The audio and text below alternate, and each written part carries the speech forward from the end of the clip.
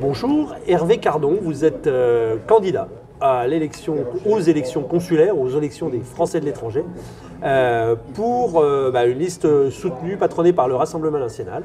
Non, excusez-moi, une liste du Rassemblement national soutenue par la droite populaire de Thierry Mariani, qui sont les les Républicains, qui ont rallié et soutenu le Rassemblement national. C'est important.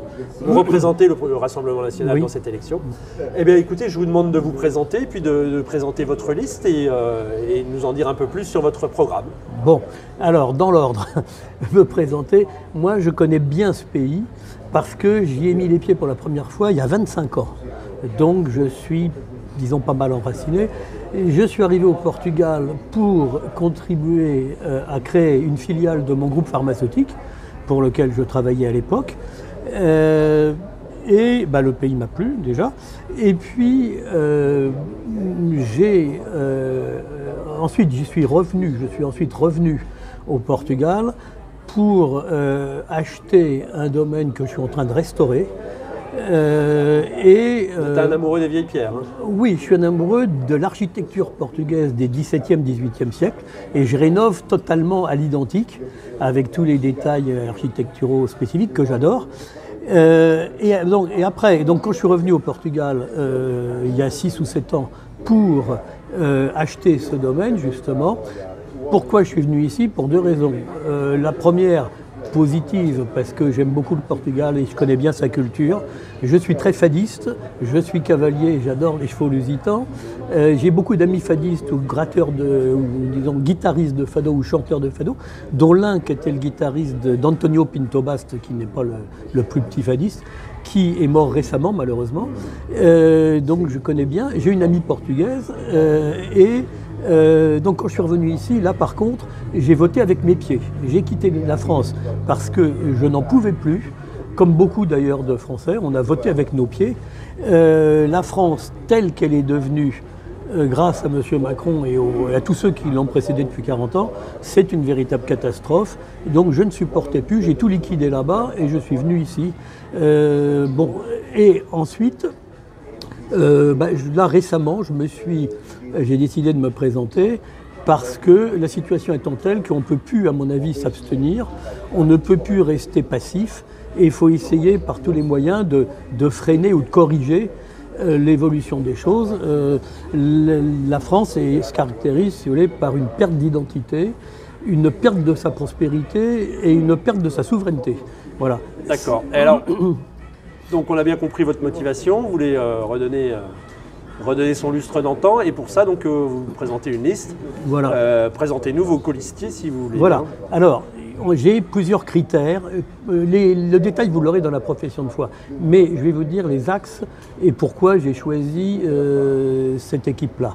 Le premier axe, qui est le plus important, c'est que ce sont des gens de conviction profonde. Ce sont des gens qui soit sont militants, soit ont été eux-mêmes candidats ou concourus à des élections pour le Rassemblement national en France. Ce sont des gens vraiment de conviction. C'est très important parce que une des tares de la vie politique française depuis 40 ans, comme vous savez, c'est une vraie maladie que les partis du centre-gauche, du centre-droit retournent leur veste en permanence. C'est des gens qui n'ont pas de vraies convictions, donc ça ne les gêne pas d'en changer au gré du vent. Et souvenez-vous que, par exemple, le gouvernement Macron, au début, était peuplé truffé de socialistes qui ont quitté le PS comme lui. Et aujourd'hui, il est peuplé de les Républicains, depuis Philippe à Darmanin, en passant par tous les autres, Bruno Le Maire. Tout ça, ces gens-là sont des gens qui ont trahi leur parti et trompé leurs électeurs. Voilà, donc nous, premier critère, des gens de conviction. Bon, moi-même, ma famille, on a toujours été proche des idées nationales. Mon fils s'était présenté il y a 10 ans dans une banlieue près de Paris, et il avait fait à 20 ans 33% des voix face aux députés maires communistes sortants. Donc bon chien chasse de race. Et voilà, c'est un des exemples. Donc on a une équipe de conviction. Ensuite, on a une équipe professionnellement qui ont tous occupé des postes importants ou dans différents secteurs d'activité économique. On a un directeur général de banque privée et d'assurance. On a un ingénieur... Vous pouvez les nommer, hein? Oui, ce sera repris dans la liste. Là, je préfère donner les idées Et puis les fêtes, vous les aurez de toute façon dans la liste officielle. Okay. On a un ingénieur BTP qui a beaucoup travaillé à l'international également, qui maîtrise bien les questions techniques. Moi-même, je suis un ancien cadre supérieur de l'industrie pharmaceutique. Les femmes, on a aussi, à ne pas oublier, le commandant de la direction de la sûreté de la principauté de Monaco, donc quelqu'un qui est très introduit sur toutes ces questions de sécurité. Au niveau des femmes, on a une cadre administrative, on a une responsable d'études cliniques, d'études biologiques, et pour le côté scientifique, et on en a une qui est une attachée de direction générale chargée des relations publiques d'un grand groupe hôtelier.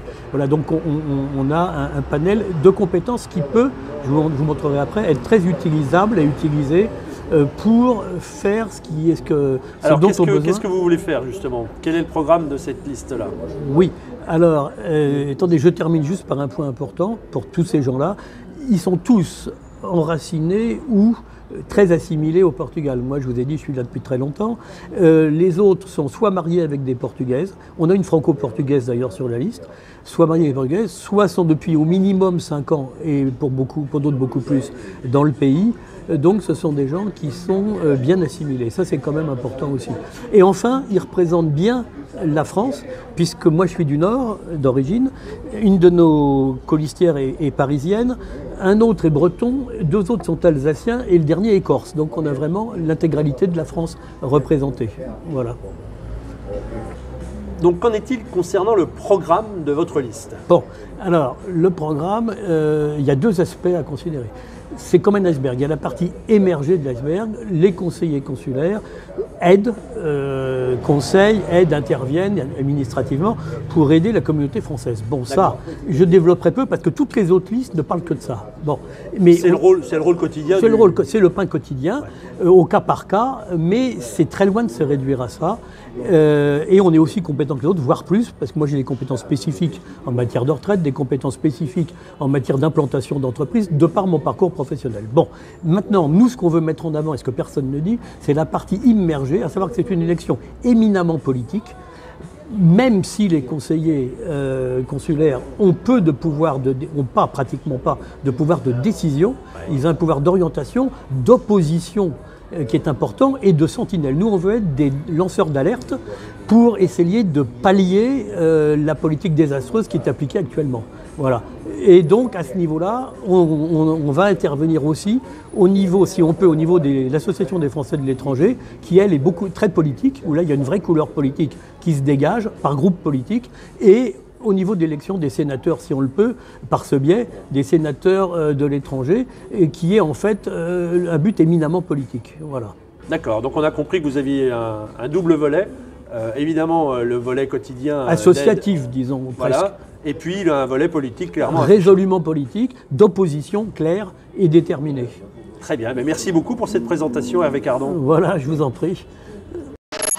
La French Radio. Portugal.